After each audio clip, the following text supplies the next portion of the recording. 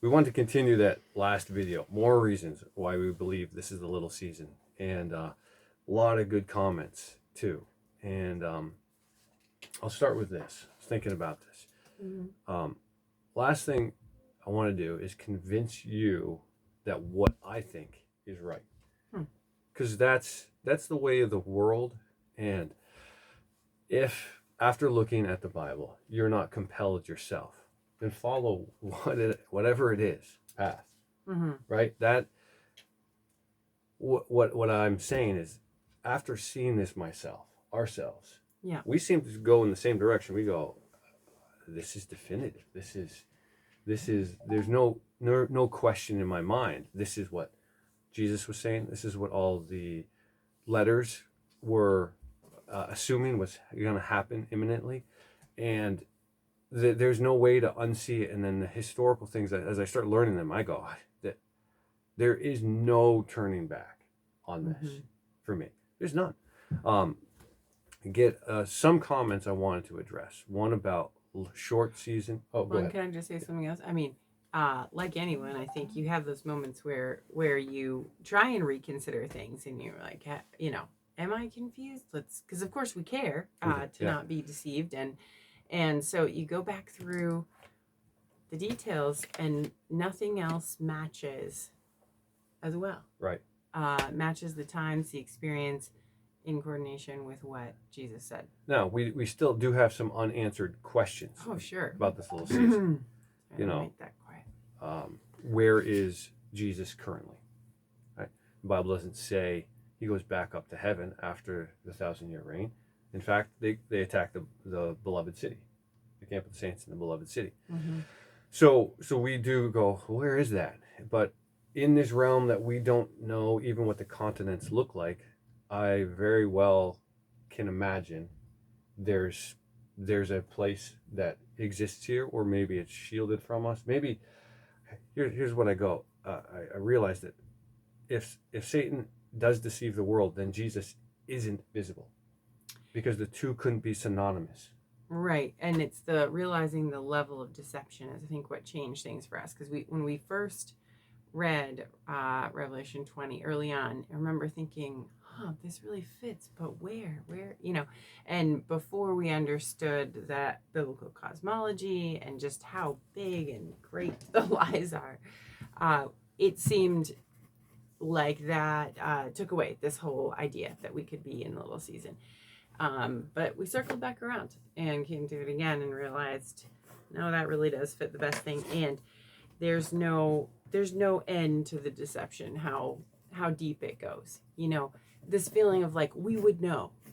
We went through that too. Like, we would know if Jesus was here somewhere. We would know if we were surrounded by such big lies. Well, we all have to, I think, be humbled by it, thinking, actually, we wouldn't know. And actually, churches could be full of other people who didn't know.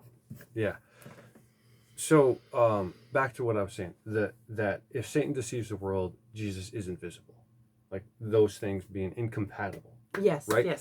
So during the 1,000-year reign, Jesus was visible, was present, and was the arbiter, ruled with a rod of iron. Okay? Mm-hmm. Is it Isaiah that talks mostly about his second coming and how that, what goes down? Okay, lots of them. And the prophets. Tributes they had to bring, Zechariah, they had to bring. Feast of Trumpets, which is actually what we call Thanksgiving, is not Feast of Trumpets, Feast of Tabernacles is actually it's a harvest time. Well, then they said they'll do a pilgrimage to bring tributes to Jesus, or there'll be no rain. But okay, I'm not going to get into that right now. Mm-hmm. We'll do a lot of those things. I think it's Zechariah 4:14. Okay, so the major and minor prophets are littered with things about the physical reign of Jesus, the 1,000-year reign, and Jesus talks about it in a lot of parables too. You'll good, well done. You'll be in charge of 10 cities. You'll be in charge of 5 cities. But Vineyard, there's lots of stuff about what will happen. He'll come and judge those that killed his son. The parable of the vineyard. But I'm kind of getting all over the place. Let me stick with this one thing. In order for Satan to deceive the world, Jesus can't be present, because that would be the undoing of the deception. So I believe this time is very important, and I think we are very fortunate to be here right now. I won't get into why, because this is an intro video and people will go, oh, this is too nuts, I'm out of here. But I do believe this is a mercy, and I'm grateful for the time. And I think as you study and as you learn and you go, how merciful is our God, and how much does he pursue our allegiance to him? I think he really wants to get to the bottom of it. You sure, you guys, you choose, and that's what we're doing right now. We're choosing to follow King Jesus, and all this no kings nonsense. I want a T-shirt. I want to proclaim, like, I follow King Jesus, because that's ultimately what all of this no king stuff is about. Is they don't want Jesus back. Now they won't say that in that language, but that's really the mantra that Satan's got. Like a lot of the music, a lot of the things, you'll be like, well, Satan's really got his voice through this thing, whatever it is, when it was,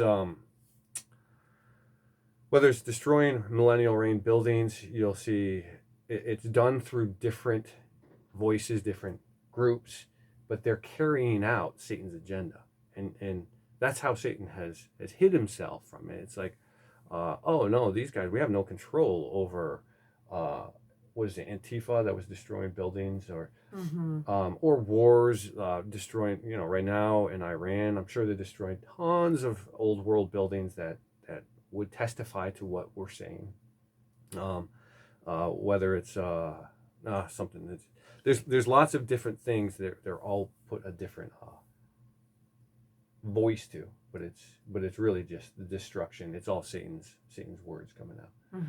So and I think we've experienced this on, and I mean we by like all of us, in big ways and small ways. These worldwide events of wars and destruction that are somehow demonically inspired, or actual things run by demons themselves. I don't know.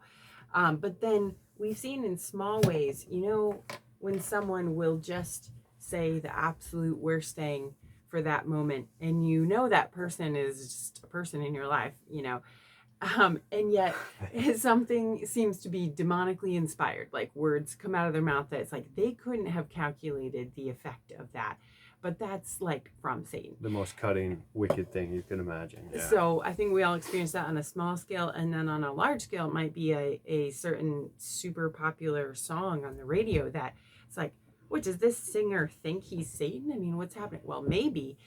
But I think also there's just these demonic words, when I rule the world, that one, it's like this kind of happy pop rock song, but it's talking about like Satan's time of ruling the world, and you're like, how does this come through? Well, come back to this idea that there must just be a lot of demonically inspired words and actions coming at us all the time, I think. There's so much music. These are the things where the more you realize the season we're in, the more things you see that the world, that have been there all along. Now, putting these bad ideas around. Well, like that song, for example. You go, oh wow, they're really like, they know it. They talk about it. They do all this pageantry and stuff about it. Now, I will say that goes both ways, because they are pretending to play out like tribulation events, right? And they will do that. So don't worry. Don't be like, is this real? They seem to be like starting the third temple, or the red heifer. They actually found it. Don't worry, guys. That's it. You should go, oh, poor guys. We got to. Somebody's critique was, who was the Antichrist? Who were the two witnesses? You're crazy. You don't have an answer for that. This same guy follows Brother Joshua, who Brother Joshua just met with Jesus.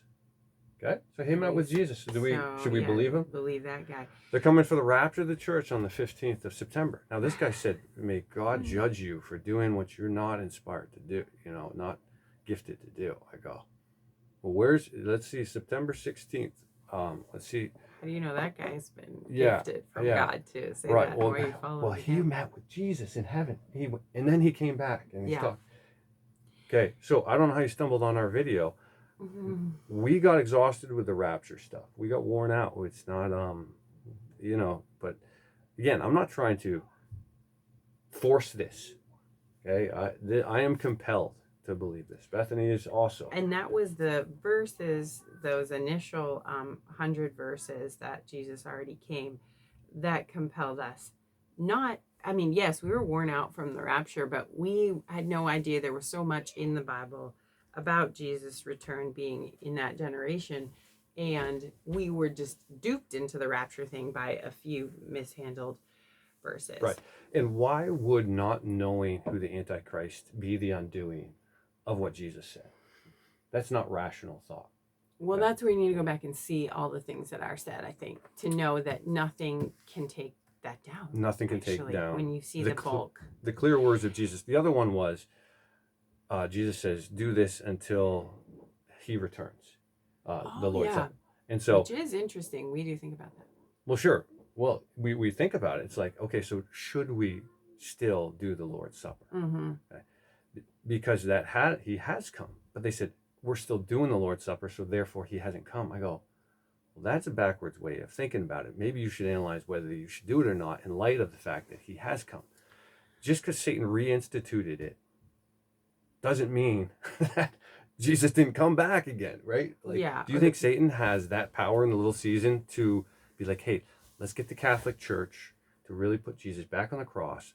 Let's make that the big thing. We're gonna hold up this pious thing, the most beautiful thing that's ever happened to mankind is that Jesus died, and died on a cross, and we're gonna just like stop the story there, keep him on the cross, and keep them doing communion, and therefore they'll listen to us because we're talking about their Messiah. And that gains some leverage for them to then insert all the lies that they wanted, because that's how Satan works. He doesn't come in dressed as the Baphomet with horns. He comes in looking like too. Yeah, sure, an angel of light, masquerading as ministers of light. The Bible itself tells us that demons will do that.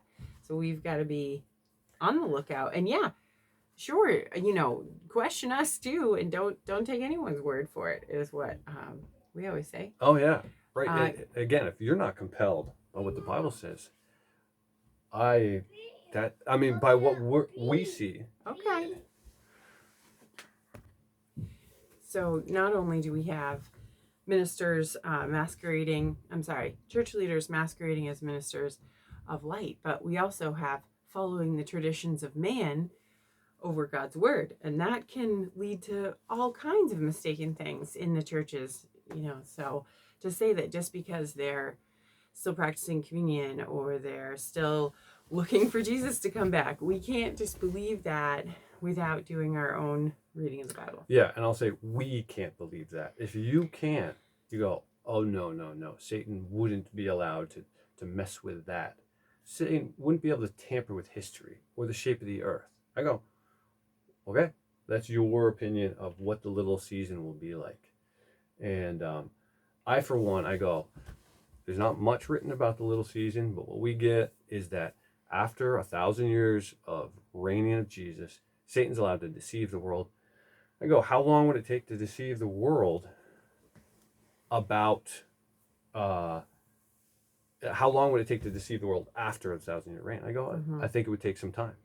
And again, I think the piece of the puzzle that hit me recently was that this isn't like an opportunity for Satan to have a last hurrah. I believe this time was foreordained for a purpose, and I believe that purpose is mercy and an opportunity, and I'm very grateful for it myself. Mm-hmm. So to think, it should be really short, Satan shouldn't have that much time, I think you're missing the point. Like, why is he let out at all? Does it serve any purpose for God in terms of our just, merciful, loving Father? Mhm. Okay, but I'll leave that there for now.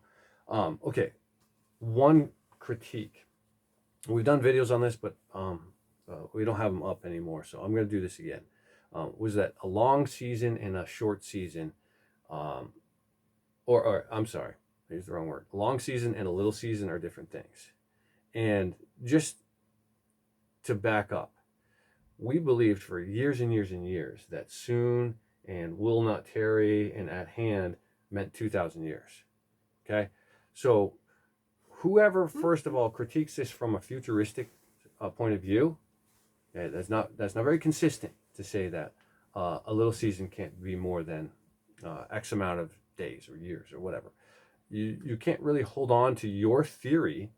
Now, if you're not a Christian, then great, bring on that criticism.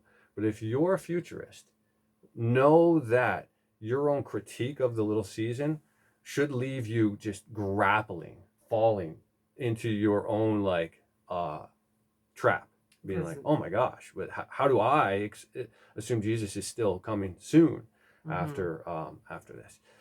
So, but let me go through why I don't think little season is necessarily a short time. Mm-hmm. Okay, so first of all, there are words like for a time, for an age, for a season that have to do with periods of time, depending on context, can really change what that means. Yeah.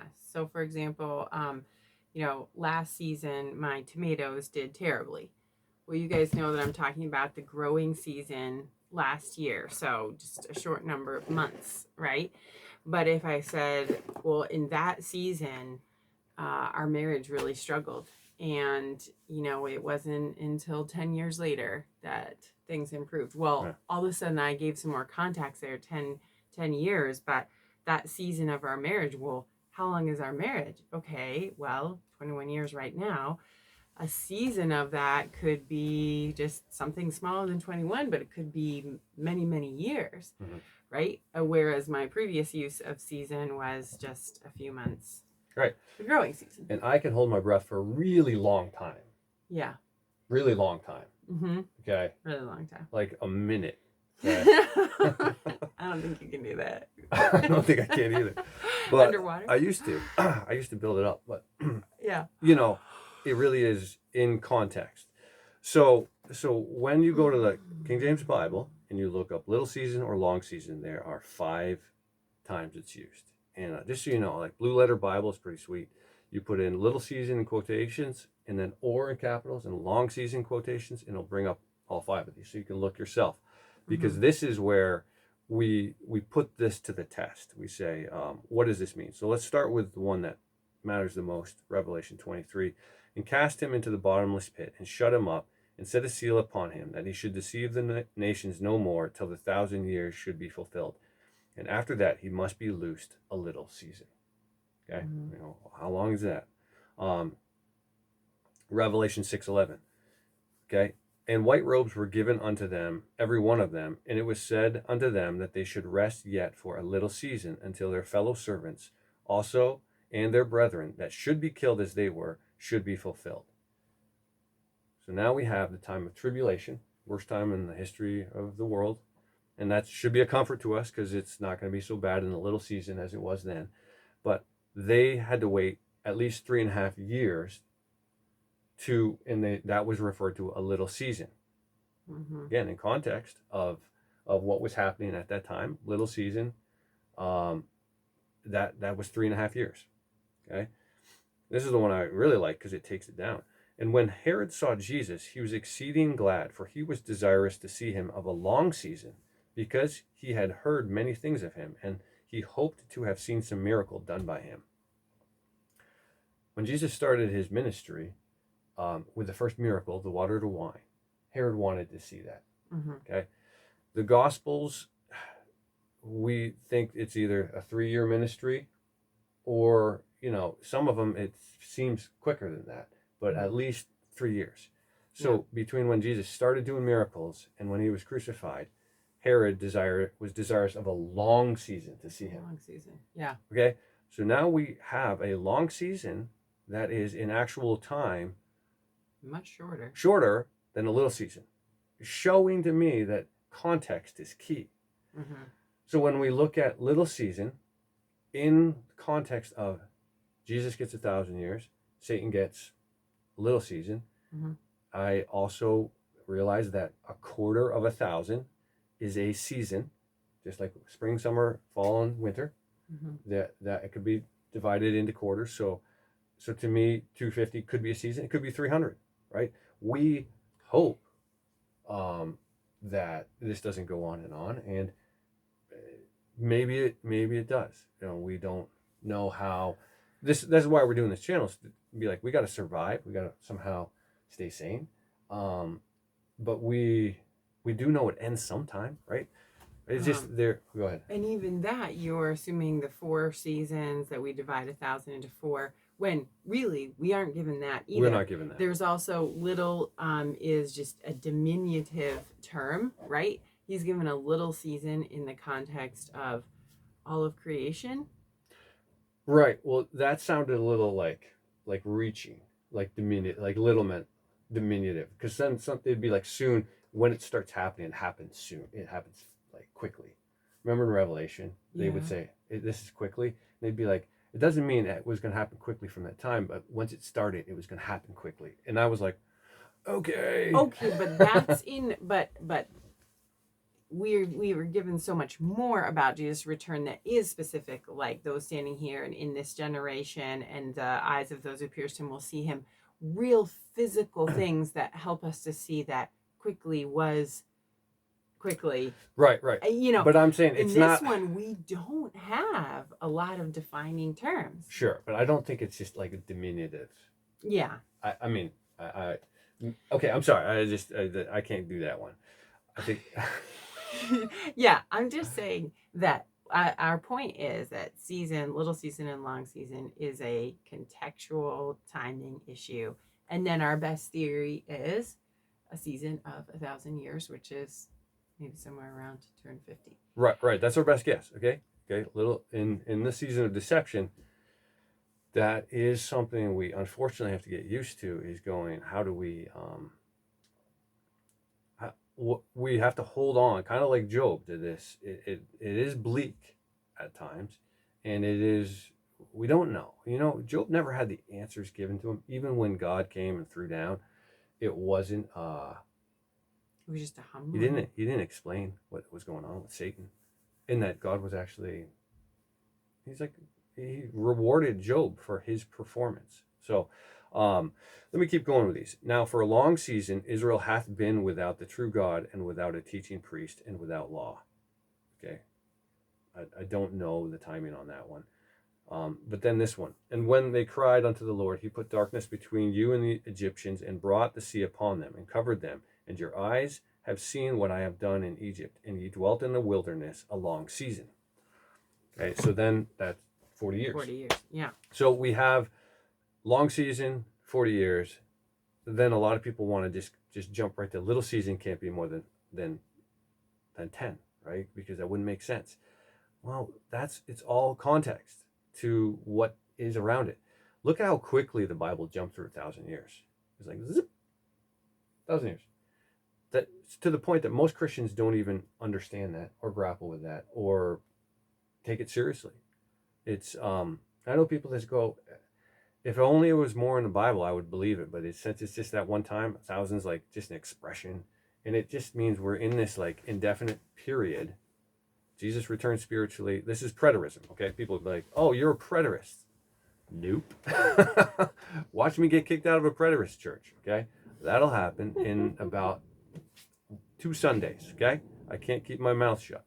But no, we're not preterists. Okay, they make everything figurative. They do not believe in a physical 1,000-year reign of Jesus. Okay, they don't believe that Satan's released. They believe we're gonna it's gonna keep getting better and better, and that this is the new heavens and the earth. Okay, let me jump to another criticism or another critique. That we are past. Everything all right? Yeah, I'm gonna pause it. Okay, another critique that people make of this time is we're actually past the white throne judgment, and we're in Revelation 22, which is about the river and the tree of life. And he shewed me a pure river of water of life, clear as crystals, proceeding out of the throne of God and the Lamb. And in the midst of the street of it, and on either side of the river, there was the tree of life. Okay, so I won't read this whole thing, but you can read through this. But listen to this. This is at 22 verse 10. And he saith unto me, seal not the sayings of the prophecy of this book, for the time is at hand. He that is unjust, let him be unjust still. He which is filthy, let him be filthy still. And he that is righteous, let him be righteous still. And he that is holy, let him be holy still. And behold, I come quickly, and my reward is with me, to give every man according as his work shall be. So this is like a recapitulation of all the things that the angel had said, Jesus had said at that time. And then, blessed are they that do his commandments, that they have right. For without our dogs are sorcerers, whoremongers, murderers, and idolaters, and whosoever loveth and maketh a lie. So some people have said that, therefore, there are people outside of the New Jerusalem that are these whoremongers and loveth, maketh a lie, and that we're in that mix. That we're outside. And that we need to get to the beloved city, the camp of the saints, that we need to exit this lying world. We have to take matters into our own hands to get there. I've never believed that. However, I did for a little season, for a long season, think that we could make our way to the out of this lying matrix and find Jesus. And I still haven't like fully given up on that. I just realized that there's some survival things that our family needed, and we have to we have to make it, right? I think the reason there was a lot of insane asylums is you have to balance your mental state in the little season, because it is hard to handle all the mountain of lies and the amount of attacks that you get. And I think that's what we see over and over again in the grand story of the Bible, is that God is pleased by maintaining faith against all odds, basically. And that is another iteration of that, where we don't have a physical place to go to find Jesus. We're open to it, and we were hoping we would receive some direct leading, and we didn't. Like Gideon, we put out some fleeces, and they didn't come back wet or dry. Okay, so we really went down that road in faith, and we came up empty. Beth even went to she went on some trips. She did some exploratory stuff. She went to Svalbard, of all places. Okay, so I don't think that this time is then saying after the New Jerusalem there are whoremongers and loveth a lie, because Satan has been put in the now this is the lake of fire. Okay, and if we were in Revelation 22, Satan would have already been put in the lake of fire because of the great white throne, along with all those that didn't make the cut.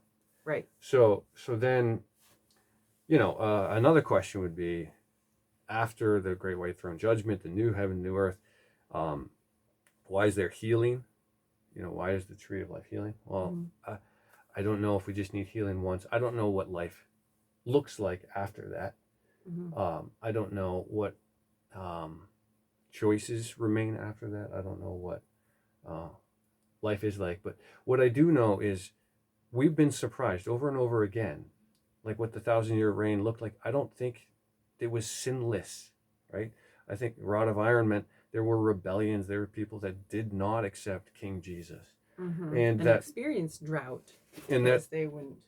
There were evil nations, and there were, I think the Great Wall of China is not a great wall that they built. I think that was what was built to corral the peoples.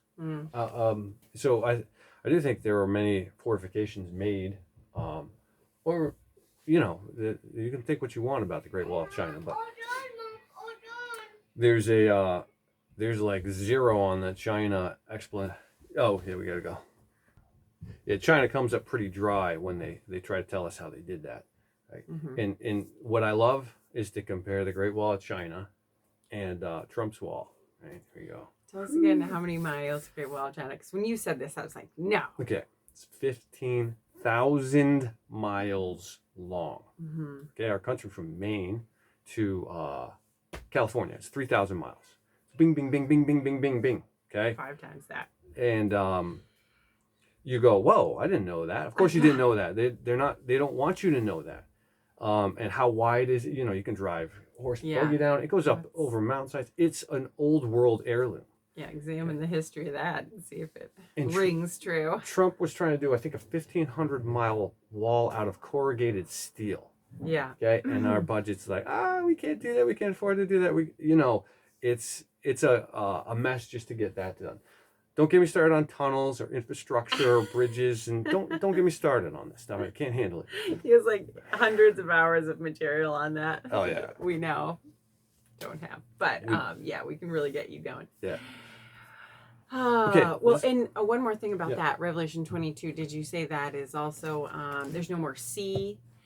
And another proof that we've found when we every once in a while just start from square one and reevaluate it all is that if we are outside of the city just with the whoremongers and liars, then where do the blessings come from? Why is our life so privileged in the way it is right now?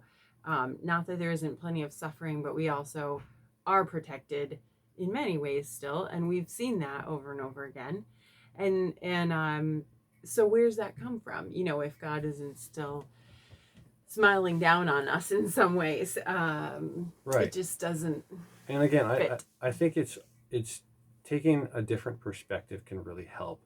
Is being like, this is an out of control time that God can't wait to put a stop to. Like God's like, wow, this got out of control fast. Mm-hmm. Versus God is the one who authored this time, and why did he say this is the way it is?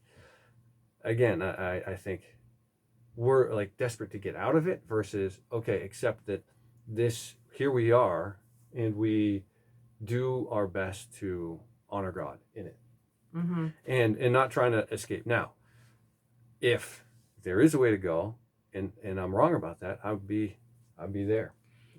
Find out about one of those things, we'll be on it.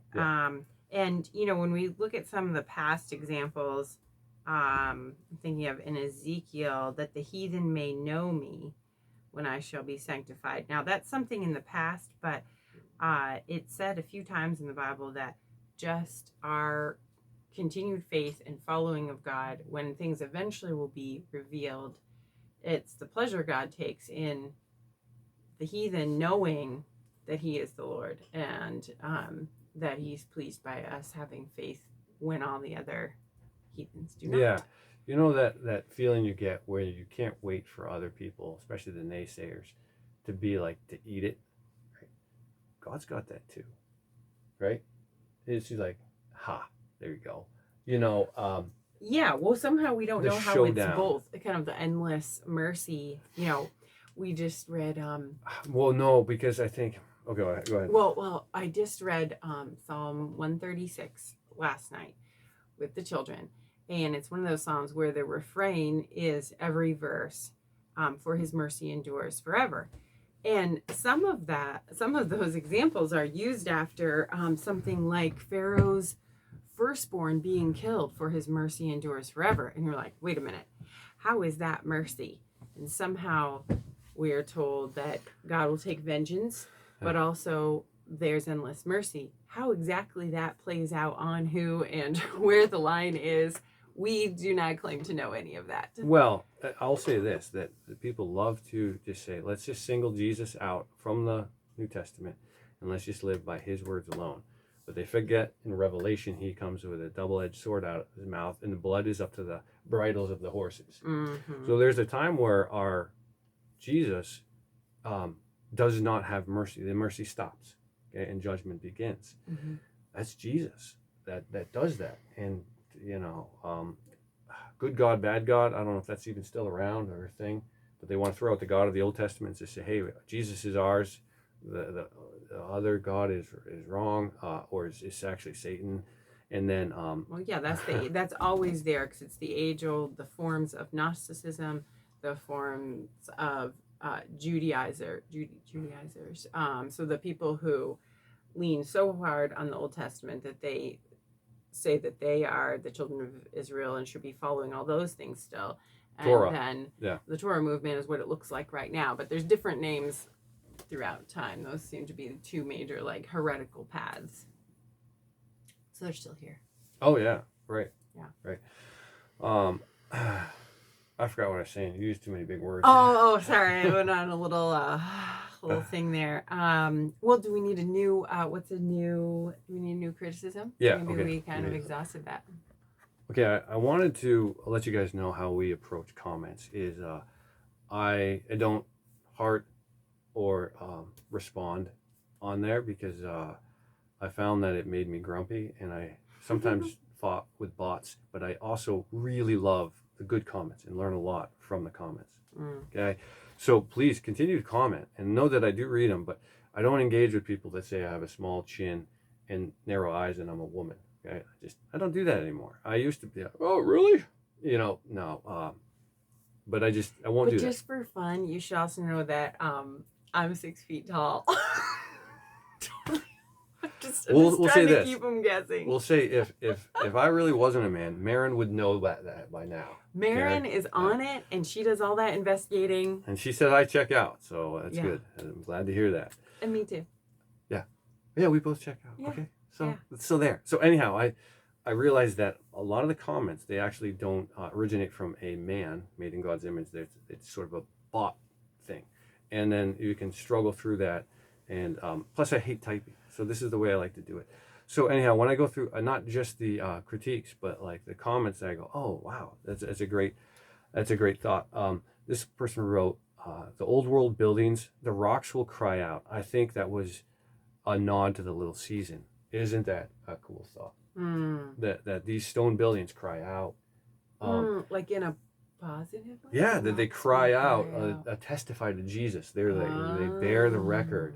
And I don't know if that's what they meant, but they do cry out. That's a cool thought. Isn't that a beautiful thought? I love it. Yeah, I always thought of that in terms of like suffering, but it's in a beautiful testimony that's out there. Yeah.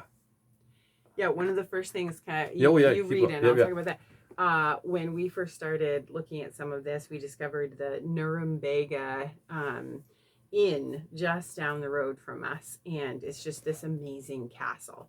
And come to find out, there's all kinds of folklore surrounding Nuremberg areas here in Maine, and it was some of the kind of folklore historical stories, which of course we don't really believe, but they might have nuggets of truth, is that people were looking for a promised land of some sort when they were trying to rediscover Nuremberg. So we got such a kick out of that. And it's just this incredible castle right here that makes no sense without this understanding of the 1,000-year reign.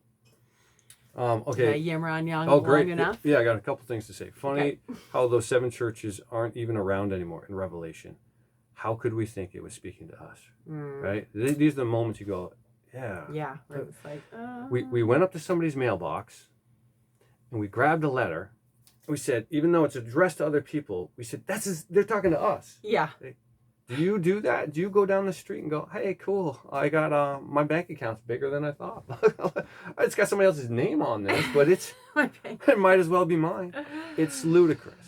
And it's even really old mail, the point there that house doesn't even exist. It's like finding someone's fallen down mailbox, the house is burned down, long ago gone, and reading their mail. It's and worse. Being like, it's to me. It's worse.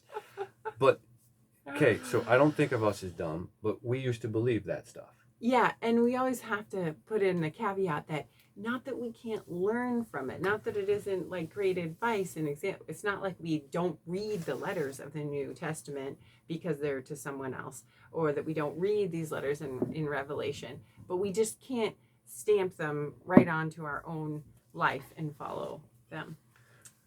Okay, so another sort of echoing critique is that the King James Bible is faulty. And I guess yes, a lot of people know this about me already, but I believe that the tongue of angels is English. I think that's the English language. I think Mm-hmm. this was the language of the millennial reign. If you look into the history of English, first of all, if you throw out history, then you have to go, okay, so explain English to me. Why is it this dominant language in this realm? Mm-hmm. And where did it come from? And you see the evolution of languages, and you go, it's very thin. First of all, the story of these people came into a new country, and then they were the servants or they were the slaves, and then their language took over, and then it evolved, and then Mm-hmm. you had like Beowulf. You have one sort of book, maybe there's more in this Old English. No, you realize that our really firm foundation of understanding Old English and Middle English is based on like two works of fiction, Yeah. and we're going to put all of our money on that one, that And, this tells us how English evolved. and by the way, Tolkien made up elf language, and he was a master of linguistics. So Yeah. can people like sort of reverse engineer English? Yeah. Mm-hmm. With Latin, I go, no, I don't think. I think it's actually backwards. I think the tongue of angels has always been around. How Latin came to be, because Latin was written on the cross. Okay, Mm-hmm. there's three languages: Hebrew, Aramaic, Latin. Hmm. I think I'm right. Might I be think wrong. so. I Okay, don't know. but so we understand that the Bible was originally not written in English, but translated during the millennial reign, and of course into the tongue of angels, into the English tongue. So Satan has been perverting and corrupting and trying to destroy even what words mean. That's why we bought this old 1812 Bible, right, or Dictionary. dictionary, and it's got things like age. It'll say, I think it's older than 1812, isn't it? no, it's 1812, baby. Oh. What does it say? Oh, 1810. 1810. Okay, Right. so it said something about age that we said, oh wow, that's 100 year or 100 years. One of the definitions of age was 100 years, Mm-hmm. right? Oh man, that's cool. That's lost, right? We never use an age as a century anymore. Um, Sometimes this helps inform old words for us, so we, just take it as maybe a helpful resource. yeah, But I will say, and you can whatever, about accepting the King James as the version of the Bible. There's a lot of things to support it about English language, like he was saying, about other versions of the Bible being copyrighted for profit items, whereas King James is not. There's a lot of things you can look into. Maybe even the King James was James of the Bible. right. But I will say it is a step of faith that we have decided to live by the King James Bible being untampered. And we have even good friends who have said they believe what we believe as far as the shape of the earth and mistrust of all that's swirling around us of deception. And sadly, they've even gone so far as to say that they can't trust any version of the Bible. And I believe that's yet another trap that you get down this road and you say there's actually not a single thing we can trust because of the level of deception and all the resets in this world. Oh, it doesn't stop. And we, in faith, with some helpful support, have said, no, this is where the line stops for us. But we realize that gets to a faith step that is not just maybe a totally provable, repeatable fact or whatever. Well, okay. It's just... So there's a few things that happen. A Mandela effect. Okay, people have. I do believe this is another one of Satan's like little darts, is to go history or reality is changing, history's being changed, and we're all remembering things that never happened. It creates a real matrixy type feeling, like things aren't real anymore, and that they can flex the walls of history. And the King James Bible has been corrupted through the Mandela effect. And look into it, see what you think. I don't believe that that's fair, and I don't think God would subject to us to such insanity. Now you'd be like, well, wait, there's so much insanity. I go, you're able to still live and make decisions, and God's going to hold you liable. But to have Mandela effect and be like, well, and just throw out the Bible too, because it's, Satan's allowed to fire up CERN and go back in time and change the lion and the lamb. I go, no, no. Psalm 12, his word will endure forever. 6, 12, I don't know, one of them. His word will endure forever. People also, can I keep going? I've said that Paul is the false apostle, and that you can accept the Gospels, and then some people are like, only the Gospel of John is the right one. The other 3 are imposters. But we've heard it all. Well, maybe there's more. Maybe somebody's like, Judas was the only good one. Oh yeah, it's probably Tyler Doko. But yeah, the point is that all of this would get you to unravel the Bible ultimately and have nothing, because you've already reached this point where you can't really trust history, you can't really trust it, you can't really trust history. And then if that last straw can be removed, you're really left with nothing. And then that brings you down to, well, then do you even think there's a God? And then would this God have given us this word and preserved it? And so then we go back to, and we just say, yes. And what kind of like a treasure hunt would God put us on? Now, people are into the Geneva Bible, and I don't know that one, but I do believe that is old. And I don't think it would be I think it makes sense that there's a couple like good versions, right? But I've chosen to follow the King James. Again, I'm not trying to say you must do it too. This is a video about why we believe what we believe. I didn't even think about that when I made the title, but this is why we believe it.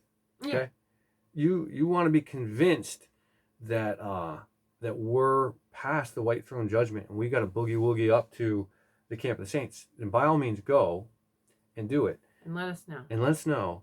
But don't just sit there and criticize us, because we're not compelled to believe that. And we got enough things together that we believe on.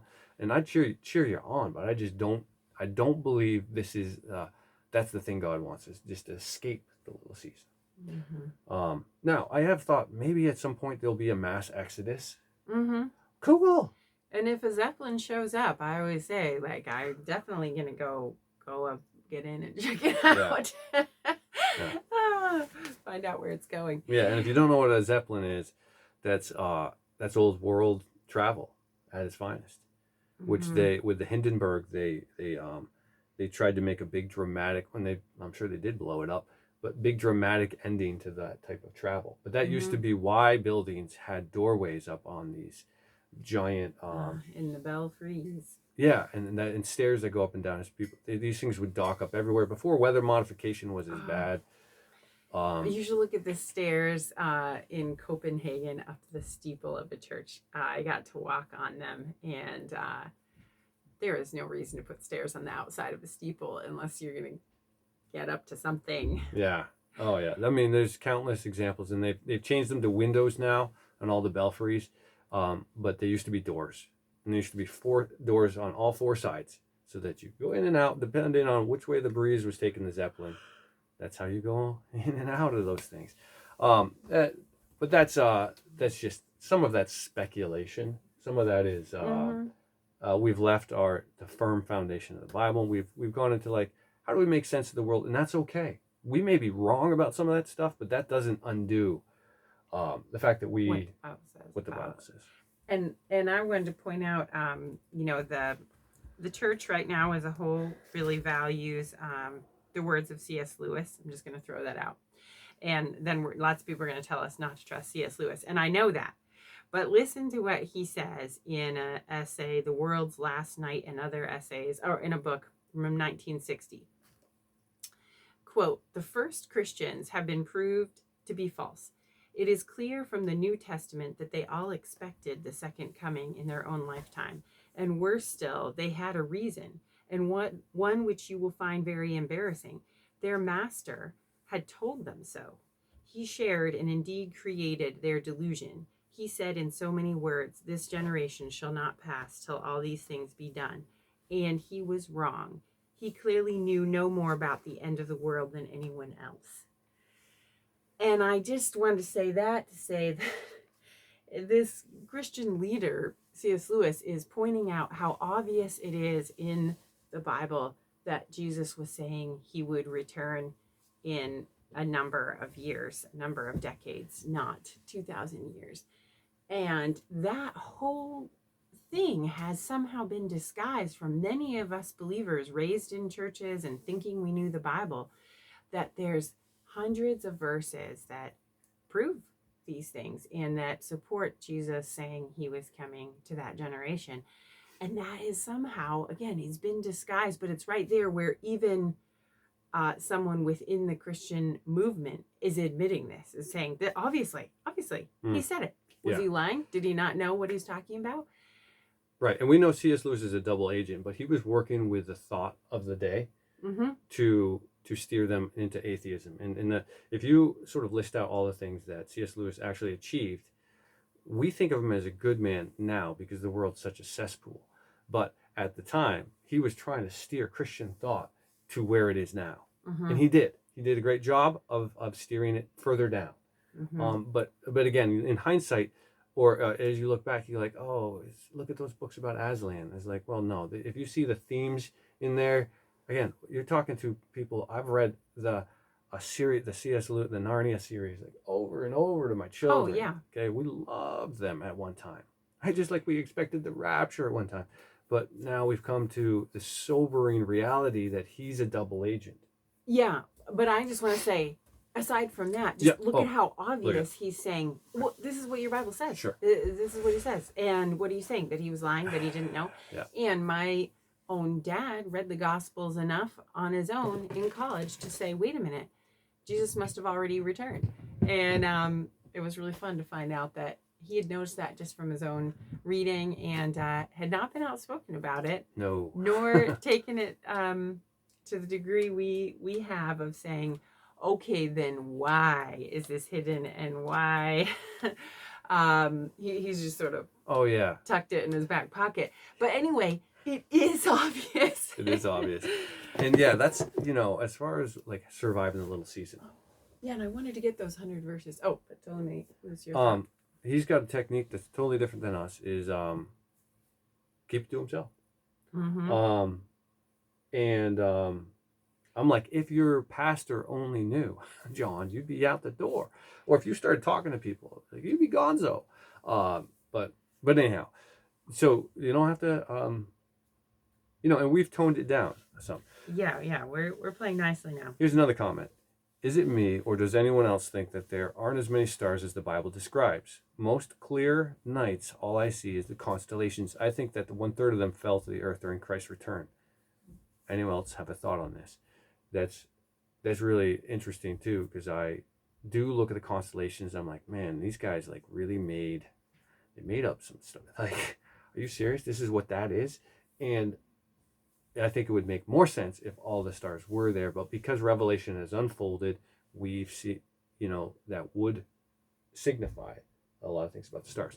Now, don't get us started on lights in the sky and what stars are, and because I do think we've been duped into balls of gas thousands of miles away, millions of miles away, billions of miles, light years away, into I think that is I think the angels are just singing glory to God from the heavens in the firmament. So, and I don't think all those lights that we see are satellites.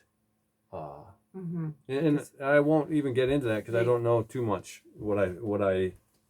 But we do know that satellites don't have lights, and that when sunlight reflects off something, it glints. Like, think of a mirror in sunlight on a hillside. Someone's signaling you an emergency or something. How could a satellite produce a really strong, consistent light? And what I see often is one satellite. I'm sorry, I use that word. You know what's cool? I have this book, this star book from 1910. Okay, the first satellite was a Satelloon in 1938. Okay, so way before satellites were a thing, and they had the word satellites. Okay. But it referred to other unknown lights in the sky. When I saw that, I just had a good chuckle. I was like, oh my gosh, they use satellites for like these wandering, not for the planets. I like to use the word planets, right? Yeah. Not for those ones that go in the spirograph patterns throughout the sky, but for like the unique ones. Yeah, the They call them faster satellites. moving ones. So I suppose it can be appropriate to even use that word because Well, it's been hijacked. It's like gravity is the downward pull to the ground. You know, you hold something up, it goes down. It's just the name for that. It's not a mysterious force that holds Oh, water yeah. to a ball. Yeah, gravity in here, not in 1810, has a. You want to read it? It was Gravitarium, really or those easy. pregnant ladies who Gravity. hopefully Meant haven't with child. with child, Yeah. was having gravity, and the something gravitorium is that disorder where you like vomit even more than usual, and it's just you have this sickness when you have this downward pull on your body, this gravitorium or whatever, So that word right from there a big belly. shows the craftiness of Satan is to take a word that has a meaning that that that is true, and then sort of flex it to his purposes for this. Like, you can't now say gravity as a flat earther and not people go, oh, you can't believe in gravity. It's like, well, that word was around before the invention of this spinning theory. So yeah, we can use that word. All right. One really influential piece that for us early on was these 101 verses that Jesus already returned.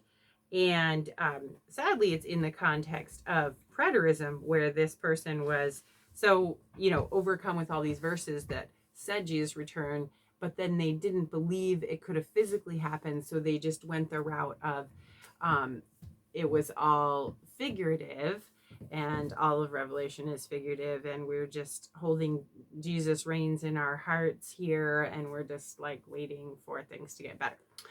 But even though we're not preterists like that, we believe there's a lot of reasons not to think that way. The 101 verses are a really helpful resource. Good. And you gonna attach them? I think I can still attach this website. If it's dead, I just screenshotted the verses, and they aren't in King James. Well, but it's a place to start looking in your King James, all these references. Again, you don't need us to unpack this. No. Anyone who's a consistent reader and they go, oh, I'll look for that next time, and then they go, oh, how did I miss that? Okay. Here's another comment, and this one's awesome. You're gonna like this, Beth. Oh, I'm listening. See, I can multitask. She hasn't read this yet. Another one that knocked me back onto my chair was when Gamaliel took the higher ups aside in Acts and told them to basically stand back and don't interfere with what the disciples were doing. Teaching Jesus was the resurrection. And Gamaliel gives two examples of men who had also come during that time and had followers, but that they came to nothing, meaning they died and nothing came of them. Gamaliel also tells the higher ups that if this is true, this is all true of the Most High, nothing they do can stop it, and that they shouldn't be found to be in the way of God's plan. So if Jesus never came back like he said he was going to, the message of Jesus would have stopped in its own tracks. Isn't I was like, oh yeah, that's like, if they really expected Jesus and Jesus didn't return, do you think that first audience would have given up and gone like, oh, like Gamaliel says, they were going to come to nothing? But because it did come to pass, because Paul said, don't even get married, they held on and it came to pass. Right? If Jesus didn't return to those that got the letters, they would have given up, right? So now you may say, well, what about false religions? Why do false religions thrive? I think in the little season, I'll back up. I think during the millennial reign, there were other religions. And you feel, God maintains a choice. We're not automatons. We do choose. Jesus does not insist that they follow him, but I think he would have said, hey, you over there, you come over here. And so some of these religions could be from the old world. And I say old world, I'm talking about the millennial reign. Yeah, and there are gods. I mean, there are other gods, There right? are other gods. These other little g gods are leading people to believe all kinds of Satan different was things. bound. It doesn't mean that all the other evil entities and Mm-hmm. there's a lot to talk about there. That's a Yeah, that's whole kind of a big. there's a whole big thing, and I stay away from the Book of Enoch personally, um, but people study that. I believe that again because I believe the King James Bible. I believe the 66 books are the ones necessary. Some others may be true, may be right, but I found there to be some inconsistencies with Enoch Mhm. that don't that then if anything comes up against God's word, then I let it go away. Mm. Right, and I've found some things Or, in or there. that there could be nuggets in there, but we don't like take it as the Bible. Sure. Yeah. Sure. With so many things, we treat that way. Again, because we don't want to be inconsistent here.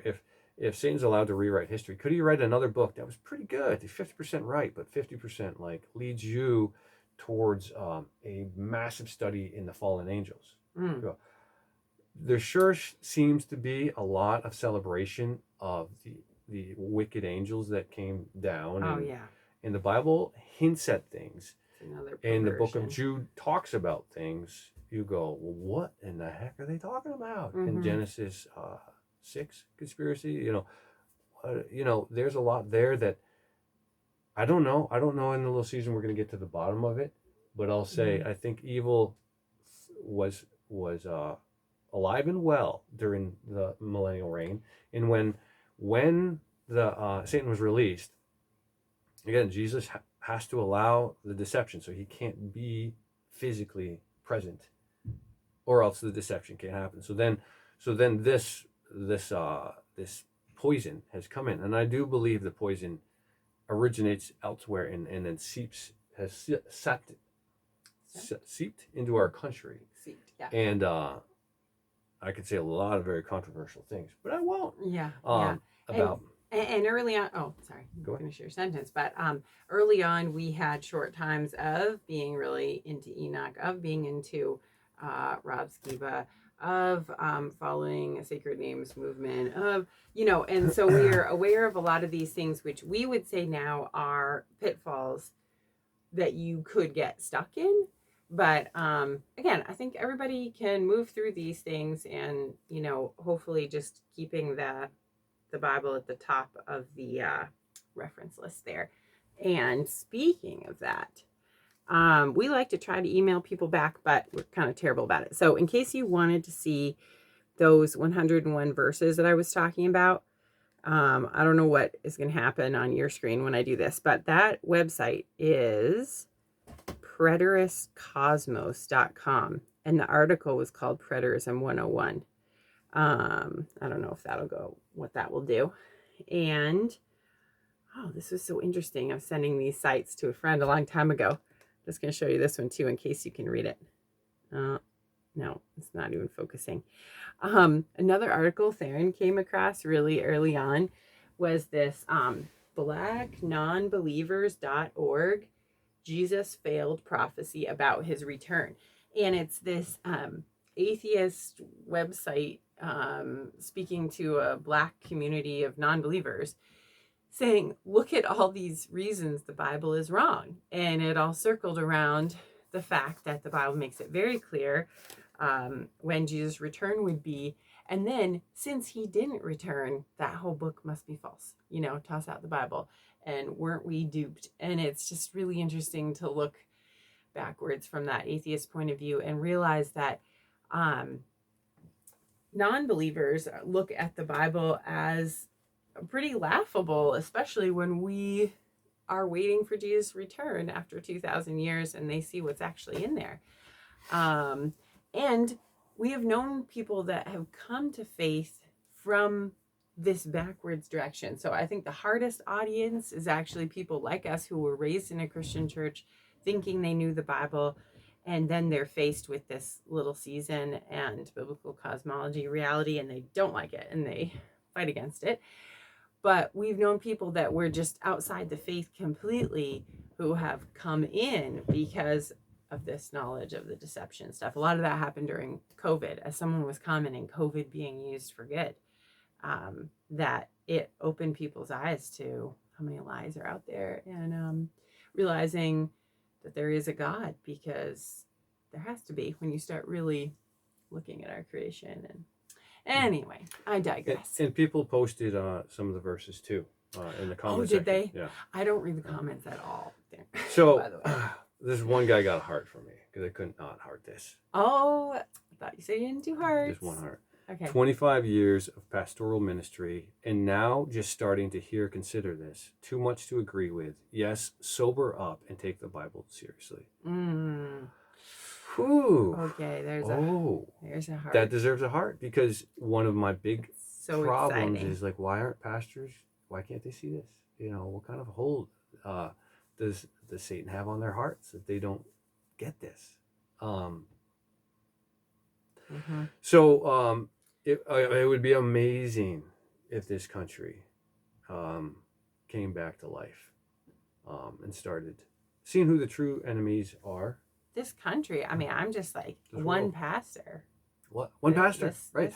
But like, that's like a domino to me, because right now we have no credibility because none of us are in the pulpit, right? Now, my guess is he'll just lose his seat. To that, we could do like 5 hours on where did this model come from of one leader in the pulpit. I am not at all saying we should be in the pulpit doing this. No, I don't believe that the brick and mortar church structure is correct. I don't even believe that pastoral role is ordained. I think that sharing the gospel is not interpreting the gospel. It's just sharing the gospel, sharing the verses. And again, we're just saying the straightforward meaning of words mean what they mean. I'm not like interpreting these words. When you go, this generation shall by no means pass until all these things have taken place, I go, I just believe that, at its very most basic level. And here's how it actually is true. And once again, would our Lord and Savior give us this book that's supposed to be a lamp unto our feet? But, well, it's not really a lamp unto your feet. You need to you need to know Greek, you need to know Hebrew, you need to consult all these other people, and then it can be a little bit of a lamp to your feet if you listen to the right people. Right. And again, I think it's amazing how convinced all different branches are. I think people are sincerely duped. Okay, so this is why I'm so happy about a pastor. Seeing this is it's time that they catch up. It's time that they wake up to what's going on, and that we learn to fight back in some way so that we're not so alienated. We're not on the periphery of the little season. We're like, there's two options. You can either think Jesus is coming back, or you think he already came back. There's two. There's a 50-50 split now. I go, oh, yeah. That would be exciting. Man, because once this realization comes, man, there's so many more. And I won't get into those because we're really blown an hour now. There's so many things you don't believe anymore. You don't get caught up in the Epstein files and Trump and whether it's the red or the blue.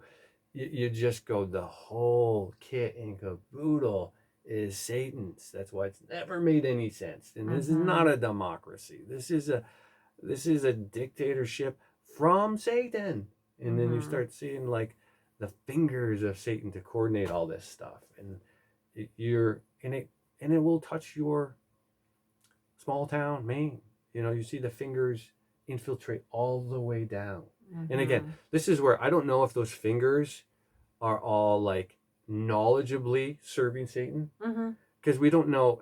This guy, these guys in the inner circle, sure, but as you get further out in the fingers, are you knowingly serving Satan? We don't know that. We try the new Olafi Theron, trying to be more like Olaf in the Frozen movie, tries not to say with certainty that their hearts are for Satan.